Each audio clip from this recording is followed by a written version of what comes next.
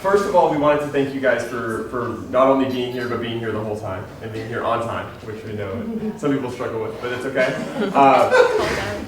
So I guess a good place to start, which of the three panels maybe spoke to you the most? Did you have a specific speaker that you liked, or? Yeah, sure. Honestly, the last panel spoke to me the most. I am pursuing psychology and health. That's sort of what I want to pilot my life toward. So I really connected with Kate, and honestly, Ben had a lot of relatable aspects just about his personal life. And it was really affirmative for me as an individual. So I've really appreciated this. I've been very excited. That's the only reason I was on time. People are late to everything. Well, I feel like psychology, there's always so many different ways that you can take that. And I think maybe, do you have like a specific kind of thing that you want to do, a specific goal, maybe not even a dream job, but just kind of an impact that you specifically want to have?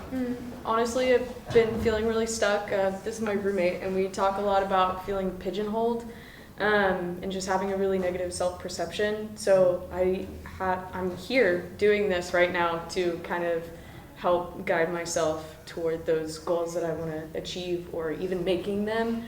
And it was really helpful hearing one of the speakers say, like, it's not necessarily about even building goals.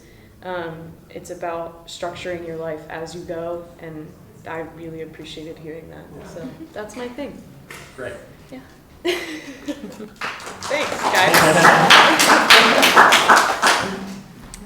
So I really connected with the last two panels, the creativity and then the health and medicine. And like Roxanne, I thought that Ben's talk was really interesting.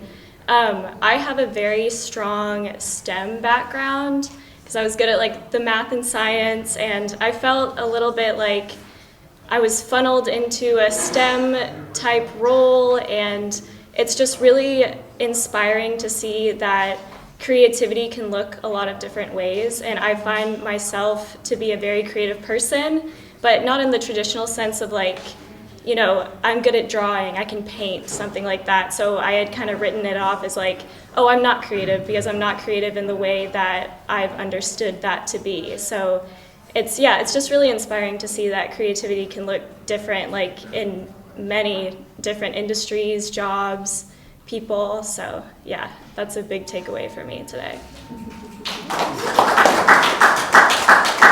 Yeah, honestly for me, I have various interests and they kind of go across all three of the panels, so it's very interesting to just kind of be able to look and feel almost, I'm trying to think of the word for it, comforted in the fact that it's like, you know what, I don't know what I'm doing with my life right now. I won't know what I'm doing when I graduate in a couple months. Take the time to learn, shift, like it's okay to not know what you're doing now. And that was definitely one of the big parts of the panel that I was able to connect to. And definitely be able to meet, UT professors that are here and rooting for us, even if we're not taking classes with them. They're here for all of us. All of these mentors were here for us, and just being able to speak with everyone was really a great part of today. Also, can you speak more to that feeling that you kind of came here with? Because I think it's a very relatable feeling. Yeah, honestly, and we, all three of us kind of discussed it. Feeling pessimistic about the future has really been something to overcome. A lot of people who are current students, people who have recently graduated, the world is shifting very quickly, and sometimes not always for the better. When it comes to, jobs, it's been really tough out there for a lot of us. And so feeling kind of down, feeling like, no matter how much effort I put into it, I'm probably not going to get any results now, is definitely something that I feel a lot of us struggle with. Well, there's not a lot of there's not a lot of events, there's not a lot of organizations, there's just not a lot of dialogue about kind of counteracting this feeling, right? There's not a lot of people that will look at you and be like, actually, you're fine. And actually, you're not even just fine. You're like, if you kind of move into the future with curiosity and with passion, you can actually kind of do amazing things and things you couldn't even imagine. So very reassuring, I think. Yeah, something Matt said was to go through life motivated by love and not fear that someone he knew and loves dearly, I guess, told him that, and I'm glad that was passed along to us today. Yeah. Thanks, Matt. Yeah.